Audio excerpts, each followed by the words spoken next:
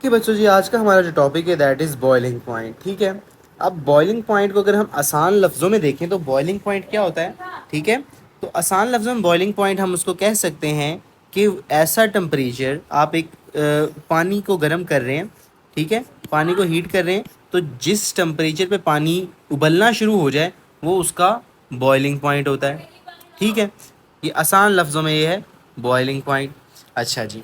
अब इसको हम अंडरस्टैंड कर लेते हैं कि पानी एक्चुअली बॉईल होता कैसे।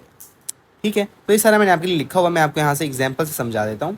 जब आप पानी को हीट करते हैं जब आप पानी को हीट करते हैं तो सारा कंसेप्ट वही है जो आपने पहले पढ़ लिया हुआ। ये एनर्जी गेन करते हैं, ये ऊपर वालों से कोलाइड करते हैं, ये उनसे ऊपर वालों से कोलाइड करते हैं। हमने वेपर प्रेशर में भी ये पढ़ा, हमने इवेपोरेशन के अंदर भी ये पढ़ा। ठीक है।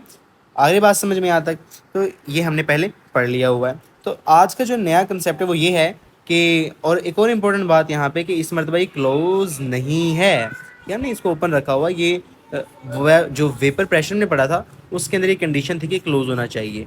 यहाँ पे कोई कंडीशन नहीं है ऐसी, यहाँ पे ये ओपन है। ठीक है।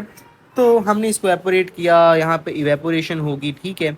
यहाँ पे ये इवेपोरेट करेंगे, ये यहाँ पे स्केप करना शुरू हो जाएंगे। ठीक है। मतलब कि गैस के अंदर कन्वर्ट होना शुरू हो जाएंगे। जब ये ऊपर जाएंगे ना, ये वेपर प्रेशर ही है ना, वेपर्स ऊपर जा रहे हैं तो ये वेपर प्रेशर ही हुआ एक किस्म का। ठीक है। लेकिन यहाँ पे इसका मतलब लिड नहीं लगाया हुआ हमने, इसके ऊपर कोई चीज़ रखी नहीं हुई, इसको क्लोज नहीं किया हुआ। तो यहाँ पे आपको पता है हमारा एटमॉस्फेयर है जो गैसेस से बन के मिल के बना हुआ है एक्चुअली। तो जो एटमॉस्फेयर है ना, एटमॉस्फेरिक प्रेशर होता है हमारे इधर, हमारे एटमॉस्फेयर में एटमॉस्फेरिक प्रेशर होता है। तो ये ऊपर को जा रहे हैं ना जब, तो जो एटमॉस्फेरिक प्रेशर है ना वो इनके ऊपर प्रेशर लगा रहा है, फोर्स लगा रहा है, इनको नीचे को कर रहा है। वो कहते हैं तुमने ऊपर नहीं आना, नीचे को जाओ वापस। तो आहिस्ता आहिस्ता क्या होगा, जैसे जैसे हम हीट करते जाएंगे, कॉन्टिन्यूसली हीट करते रहेंगे, वेपर्स आहिस्ता आहिस्ता ज़्यादा होते जाएंगे। ठीक है। वेपर्स आहिस्ता आहिस्ता ज़्यादा होते जाएंगे तो क्या होता जाएगा, वेपर प्रेशर ज़्यादा होता जाएगा। तो एक स्टेज ऐसी आएगी कि जो हमारा वेपर प्रेशर होगा ना वो इस एटमॉस्फेरिक प्रेशर से क्या हो जाएगा, ज़्यादा हो जाएगा, बराबर हो जाएगा, फिर से ज़्यादा हो जाएगा। तो वाटर जो है बॉयल स्टार्ट होना शुरू हो जाता है। ठीक है। कोई भी आपके पास लिक्विड होगा तो वो बॉयल होना स्टार्ट हो जाएगा। वो कब होता है, जब ये एटमॉस्फेरिक प्रेशर, अब एटमॉस्फेरिक प्रेशर में कंफ्यूज नहीं होना आपने, एटमॉस्फेयर में हमारे गैसेज ही होती है ना, gases, nitrogen, oxygen, carbon dioxide, यही एक्चुअली यही प्रेशर लगाती हैं। ठीक है। तो इस तरह हमारे पास बॉइलिंग पॉइंट होता है। और मैंने आपके लिए यहाँ पे सारा लिख भी दिया है कि व्हेन दे विल इवेपोरेट, मतलब कि जब ये इवेपोरेट करेंगे तो ऊपर से हमारे पास एटमॉस्फेरिक प्रेशर लग रहा है जो इनको इवेपोरेट होने नहीं देगा, वो इनके ऊपर से नीचे को फोर्स लगाएगा। तो एज अ रिजल्ट हमारे पास क्या होगा, ये फोर्स कम हो जाएगी, लेकिन हम इसको कॉन्टीन्यूसली हीट कर रहे हैं तो क्या होगा, एक ऐसी स्टेज आएगी कि वाटर वेपर्स बन बन के इतने ज़्यादा हो जाएंगे और इतना प्रेशर इधर जाके लगाएंगे कि ये प्रेशर जो हमारा वेपर्स का है ये क्या होगा, ये ज़्यादा हो जाएगा इस एटमॉस्फेरिक प्रेशर से, और फिर हमारा जो लिक्विड है वो बॉयल होना स्टार्ट हो जाएगा। तो आप इस सारे को पढ़ सकते हैं, यहाँ पे जो मैंने आपको आसान लफ्ज़ में बताया वही मैंने सारा कुछ यहाँ पे लिखा हुआ है। अब इम्पोर्टेंट थिंग यहाँ पे क्या है, water molecules are always in motion. आपको पता है कि वाटर के जो मॉलिक्यूल्स होते हैं वो ऑलवेज इन मोशन। ठीक है। Because there are small spaces among the particles, क्योंकि आपको पता है जो वाटर की पार्ट अरेंजमेंट होते हैं ना वो इस तरह करके कुछ रैंडम सी होती है, यूँ करके बड़े करीब करीब होते हैं, गैसेस के साथ ज़्यादा दूर दूर नहीं होते, करीब करीब होते हैं, लेकिन फिर भी कुछ ना कुछ फोर्सेज होती हैं तो ये मूव करते रहते, कोई यहाँ पे कोई वहाँ पे चला जाता है तो ये मूव करते रहते हैं। ठीक है। अब हमने पढ़ने हैं फैक्टर्स।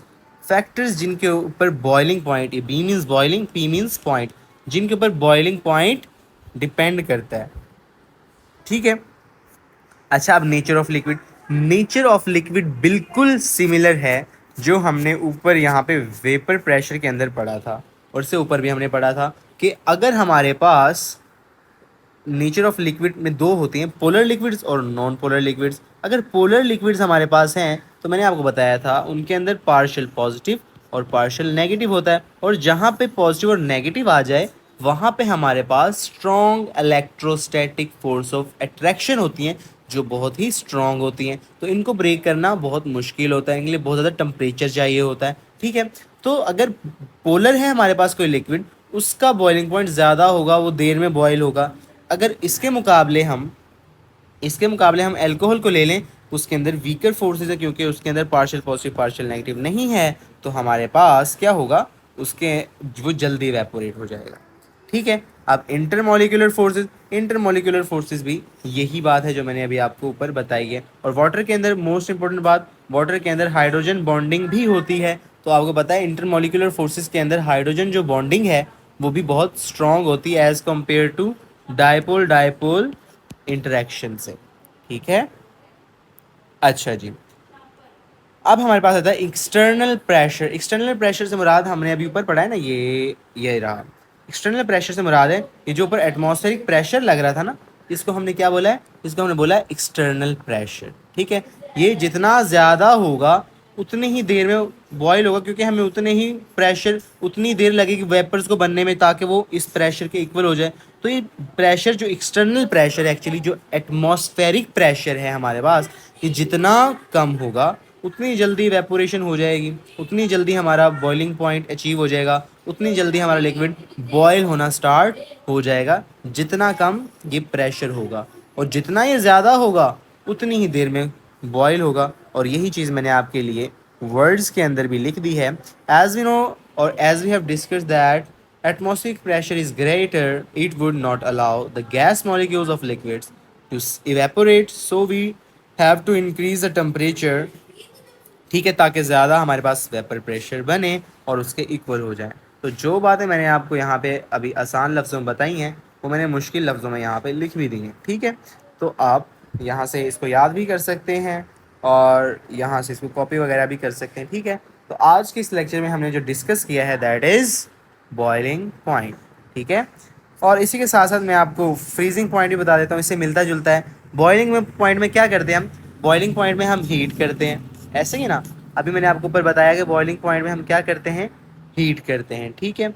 लेकिन फ्रीजिंग पॉइंट के अंदर हम क्या करते हैं, हीटिंग नहीं करते, उसको कूल करते हैं, इसको ठंडा करते हैं, इसके टेम्परेचर डिक्रीज़ करते हैं। ठीक है। तो जब इसको डिक्रीज़ करेंगे तो आपको पता है जो काइनेटिक एनर्जी ऑफ पार्टिकल्स है, जो ताकत है इन पार्टिकल्स की, जो फोर्सेस हैं इनके दरमियान और जो इनकी एनर्जी है वो डिक्रीज़ कर जाती है। लेट सपोज अगर फ़िलहाल इनकी एनर्जी ज़्यादा थी तो ये इतने इतने फासले पे थे, ठीक है, इतने इतने डिस्टेंस पे थे।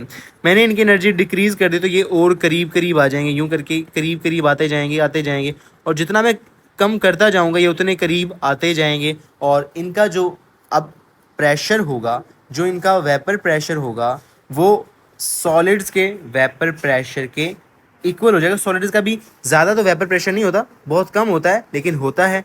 तो ये जो इसका वेपर प्रेशर होगा ना इस लिक्विड का, वो सॉलिड के बराबर हो जाएगा और ये सॉलिडिफाई हो जाएगा। ठीक है। मीन्स कि ये आइस के अंदर कन्वर्ट हो जाता है। तो ये आसान सा है, बिल्कुल बिल्कुल आप कह सकते हैं कि वाइस वर्सा, मतलब कि बिल्कुल उलट है किसके, बॉइलिंग पॉइंट के।